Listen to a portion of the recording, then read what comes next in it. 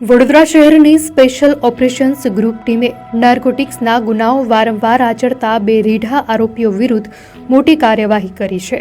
આ બંને આરોપીઓ કોર્ટમાંથી જામીન પર મુક્ત થયા પછી પણ કેફી અને મનપ્રભાવી દ્રવ્યોનું વેચાણ અને હેરાફેરીની ગેરકાયદેસર પ્રવૃત્તિઓ ચાલુ રાખી હતી.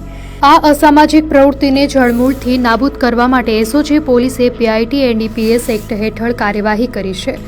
આ કાયદા હેઠળ આરોપીને વધુમાં વધુ 2 વર્ષ સુધી જેલમાં રાખવાની જોગવાઈ છે, જેમાં આરોપી અબ્દુલ ઇબ્રાહીમ પટેલ અને પરગટસિંઘ ઉર્ફે પગ્ગા અજાયબસિંઘ ભરતની ધરપકડ કરી છે. ઉલ્લેખનીય છે કે આરોપી અબ્દુલ પટેલ વિરુદ્ધ એનડીપીએસ એક્ટ હેઠળ કુલ 3 ગુના નોંધાયેલા છે, જેમાં ગાંજા અને હાઇબ્રિડ ગાંજાનો જથ્થો પકડાયો હતો, જ્યારે પરગટસિંઘ વિરુદ્ધ હેરોઇનના જથ્થા સાથે સંકળાયેલા 2 ગુના નોંધાયેલા છે.